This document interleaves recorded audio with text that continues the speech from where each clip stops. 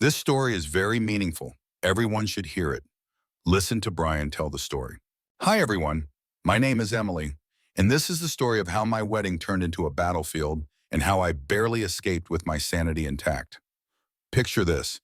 It's 3 weeks before my wedding day, and I get a call from the bakery. The woman on the line sounds confused, asking me if I'm sure I want to cancel my wedding cake. My heart drops into my stomach. Cancel my cake? I hadn't even spoken to them in weeks. My hands tremble as I grip the phone, my voice shaking as I tell her so. There's been a mistake. But deep down, I know this isn't a mistake. This is sabotage, and I know exactly who's behind it.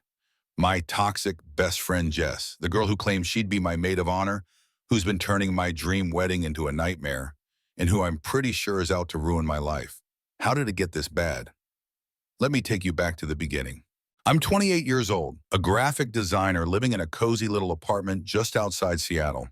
I've got curly brown hair that's always a mess, a laugh that's louder than it should be, and a fiancé named Ryan who makes me feel like the luckiest woman alive. I'm not perfect. I overthink everything. I'm terrible at confrontation, and I have this bad habit of trying to fix people who don't want fixing. That's probably why I ended up tangled in Jess's web in the first place.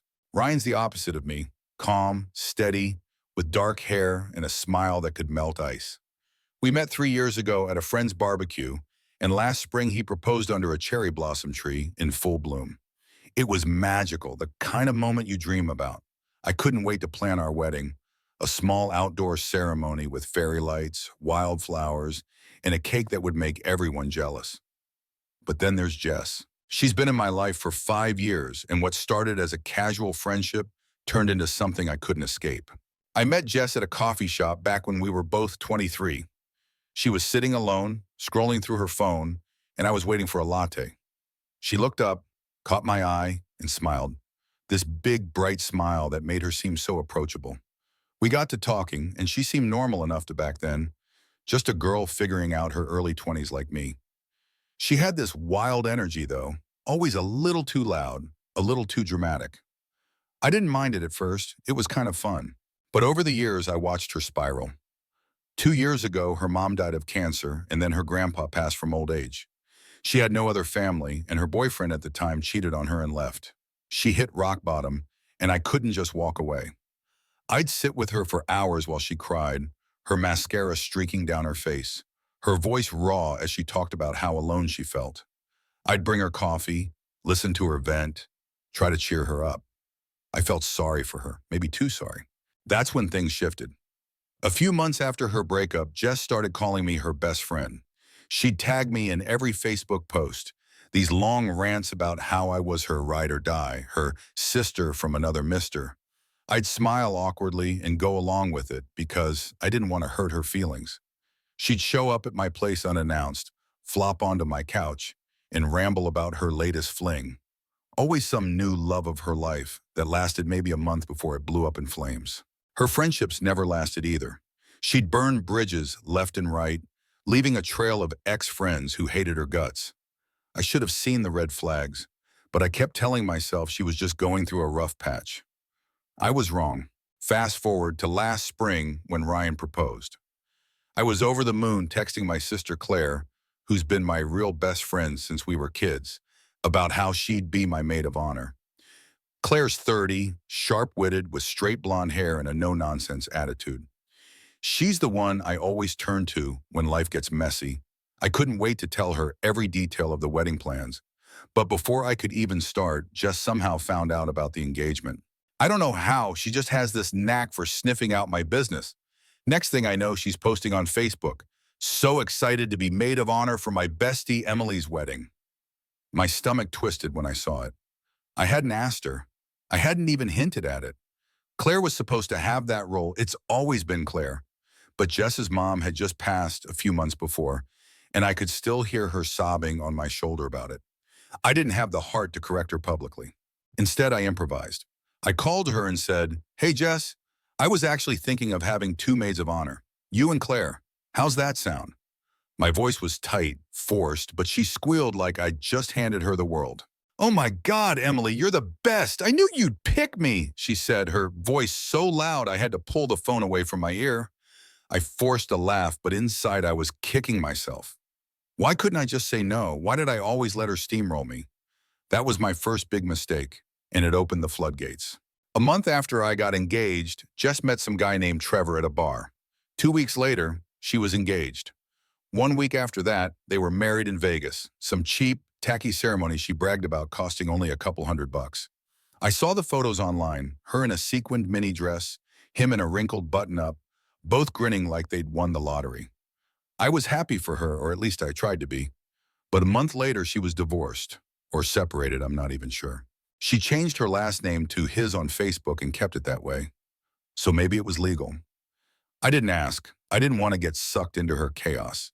But chaos has a way of finding me when Jess is involved. Ever since her divorce, she turned my wedding planning into her personal soapbox. Every time I'd talk about my dress or the venue, she'd roll her eyes and launch into a rant. "Marriage is a scam, Emily," she'd say, her voice dripping with bitterness as she swirled a glass of cheap wine. "You're wasting thousands on this fairy tale crap. I did mine for pocket change, and look how that turned out. Men always leave." I'd bite my tongue, my chest tightening, trying to remind myself she was hurting. But it got worse. She'd tag along to vendor meetings uninvited, her loud opinions drowning out mine.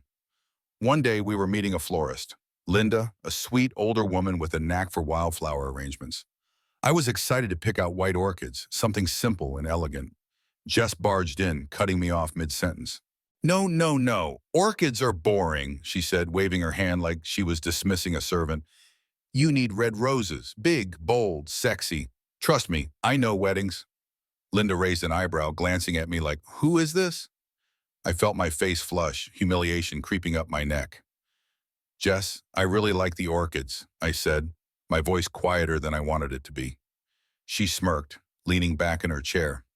"Fine, waste your money on dull flowers. Don't say I didn't warn you when it looks like a funeral." Linda smiled politely, but I could tell she was annoyed. I was mortified.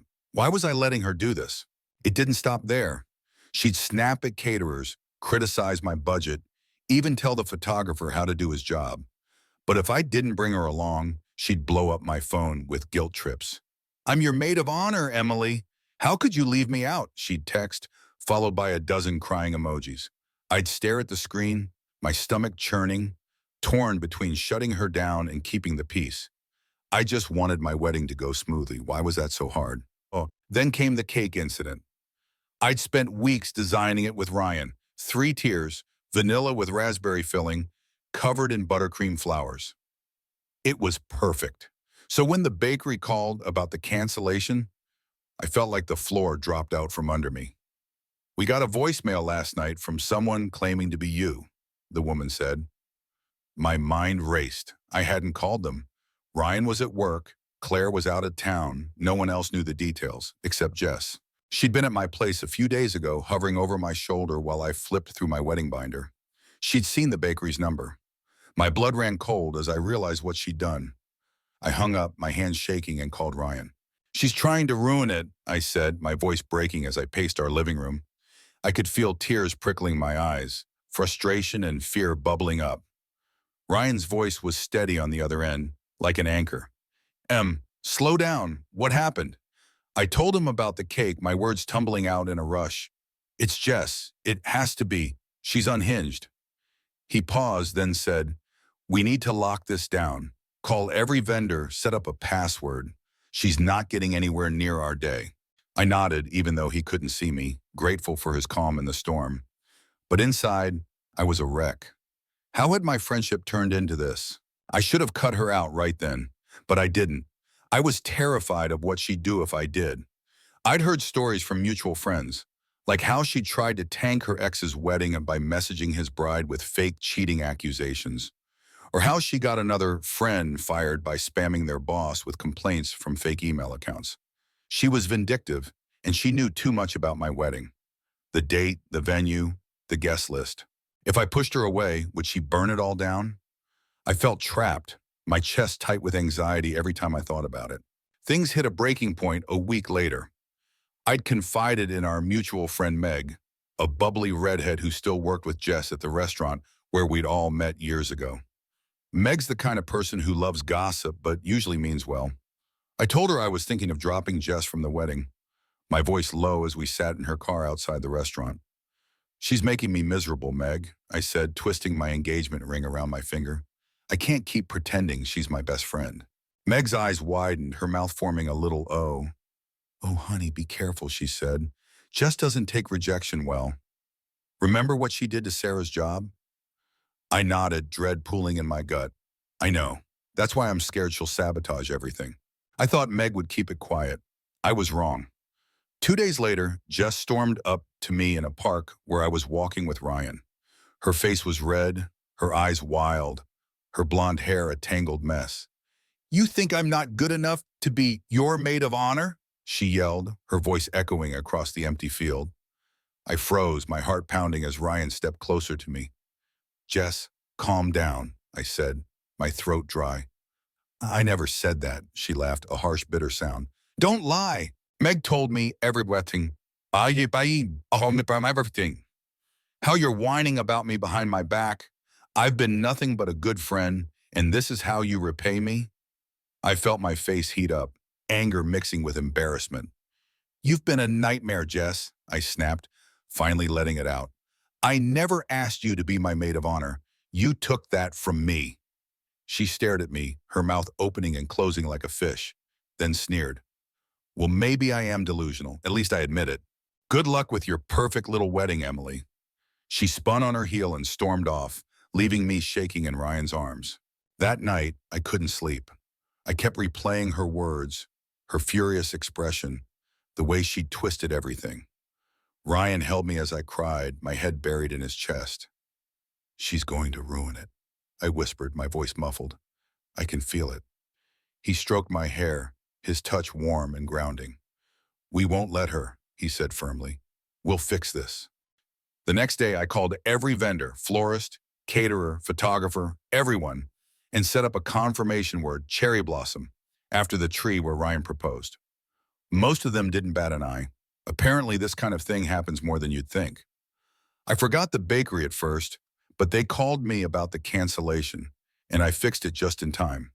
I felt a tiny spark of relief, but it didn't last. Jess wasn't done. A few weeks after our fight, she met another guy, Dave, some sleazy type she called the One. They got engaged in record time, and then I heard from Meg that Jess had sent out wedding invites. The date, the same as mine. My jaw dropped when Meg showed me the screenshot of the invite on her phone. "She's doing it on purpose," Meg said, her voice hushed as we sat in her cluttered apartment. "Half our old restaurant crew got these, but most of them already RSVP'd to yours." I stared at the screen, my hands clenching into fists. "She's trying to steal my guests," I said, my voice trembling with rage. Meg nodded, biting her lip. "She's nuts, Em. I'm so sorry I opened my big mouth." She twisted what I said and ran with it. I sighed, too exhausted to be mad at her. "It's not your fault. She was always going to find a way to make this about her." A few days before her so-called wedding, it fell apart. Dave bailed when he found out she was still legally married to Trevor. Turns out her Vegas divorce never went through. I heard about it from Claire, who'd gotten the tea from a friend of a friend.